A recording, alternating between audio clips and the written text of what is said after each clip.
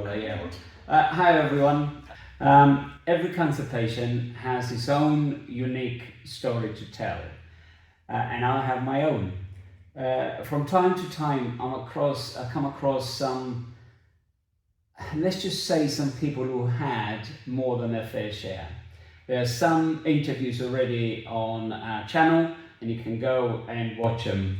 I have Keith Whiteley with me. We met about 10 years ago, thereabouts, which was a year after I was diagnosed. And this man here has been an inspiration for me. It really has. He's an ex or retired army officer, but he's fighting, or he has been fighting, his own battle. And I'm sure Keith will say the same thing on 5 different fronts. Now, I do a lot of interviews.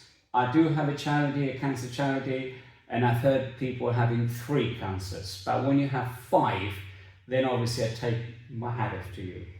And firstly, Keith, can I thank you? I'm so delighted to meet you again here. You're going to see some photos in a minute. We are in Cyprus in a hotel that we both visit, and we meet here once a year. Yeah. So I'm going to let Keith tell us all about it right from the start. And this is over 20 years of going through various cancers. My first cancer was prostate cancer in 2002. My second one was chronic myeloid leukemia in September 2013. My third one was a cancerous area removed from just above my third rib. Completely removed, no follow-up. Fourth cancer was taken from the right-hand side of my face, just in front of my ear. Local anaesthetic. Again, caught early, completely removed, no follow-up. My fifth cancer was 2 cancerous lesions removed from my forehead. The thing that has kept me going is, as I told a surgeon, your mind has got to stay strong and positive, otherwise your body isn't going to be told what to do. It's got to be told to fight. Eat sensibly, take exercise, and I know some people will be thinking, I can't do that. Even if you're in a wheelchair, ask your physiotherapist and he'll get an exercise for you. And then get on with your life.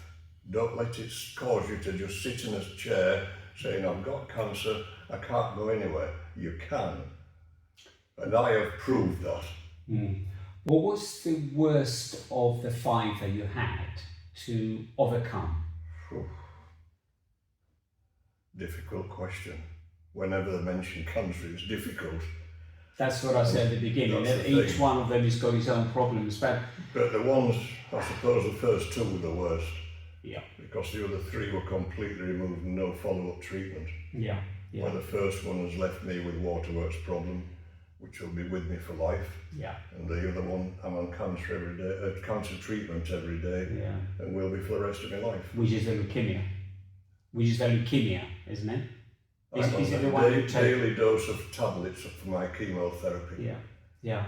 And is that a test that you have every year? Do you see a consultant every year to assess it? I have a test every 4 months.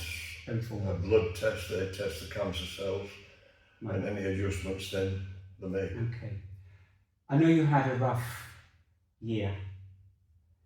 And what was the main cause of that? Was it because the body has had so much, or is it one of the things that even consultants cannot kind of identify? I suppose it would just, the first time I got dashed into hospital, I had the early set of sepsis, right, and a stone in my kidney, and that's what caused the pain. That's what caused me to be rushed into hospital, and I can't remember anything for about 4 days. Right. Which is not really related in a way to the 5 cancers. No. Something completely different. Completely free of that. Are you over that one, or have you got that one to get on with as well? Is that all cleared out now? Is it better? That is, but then I got another problem now to be rushed into hospital. I had a chest infection, clot in one lung, waterwork infection, and a partially obstructed intestine. By the way, anyone who's listening to this, I mean, you can see what I said about inspirational guy. I mean, obviously, and I think really maybe because you've gone through so much, you're able to cope with the other bits a little bit more than maybe others. Is that fair to say? Probably, but the last 19 years I've had to fight on my own because I lost my dear wife. Yeah, And to cancer as well. We had no children. Yeah, she died because of breast cancer. Breast cancer. So not only you had to deal with yours, in fact you had prostate while she was That's having the her only own. cancer I had while Anne was alive. She was alive. My goodness. I know, Keith, you come to Cyprus twice a year. I know this year you did a manage in March. Yeah. What do you think that does to you psychologically? I know we're sitting outside at the terraces and all the videos are actually showing exactly what it's like. And I honestly believe that it's not so much of the building, it's not so much of what we see around us, but I think the staff at the same time are great to us, and I know that. But psychology must play a very important role in there. What does it do to you to be here 5 weeks, twice a year? Well, I come for 4 now. 4 now. Because of hospital appointments. Yeah.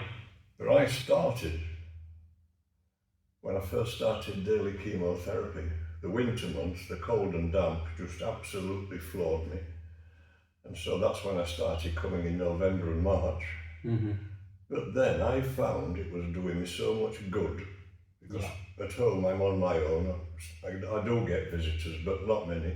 Yeah. But I come on holiday and invariably meet a lot of people I've met before, and that is just magic. Yeah. And that helps me. When I go back home, my doctor will say, Keith, keep doing it. It's doing you more good than my medicine. It's doing you more good than my medicine. But unfortunately you met me. So that just ruined everything. It just ruined everything. Yeah, I know. What would you say, Keith? I know you said at the beginning, but I've gone through cancer as well. I mean, okay, mine is 11 years, not as long as yours. And because of the cancer group I run, I hear so many stories. And of course I have newly diagnosed that come there. Lucky enough, we have people who have gone through 15, 20 years. So they see that as an encouragement for them. In other words, look, I've got cancer, but it doesn't mean I'm going to die tomorrow. Of course. There's a light at the end of the tunnel. Yeah. What would you say to someone who's just been diagnosed, or someone who's going through treatment now and it needs that extra thing? What do you think will be the best thing for them psychologically to believe? I mean, I know fitness is one of them, obviously, because it affects us physically as well. But I personally think this is the one that drives it, isn't it? Your mind is the biggest thing. It has got to stay strong and positive. Right. Otherwise, you're going to get nowhere. Okay. And you could then add the last one. Get on with your life. Yeah. Don't just sit in a chair saying, I'm going to die. Right. We're all going to die. Yeah. So is this the message that anyone should have then? Yep. Just get on with your life and when I told the surgeon that, when I had my 4th cancer removed, he said, Keith, I'm going to tell my patients that. You don't know how true it is. Yeah, absolutely wonderful. And I think really going back to the COVID days, you remember Captain Tom? I mean, by the way, this man was a captain in the army, so there you go. Yes, sir.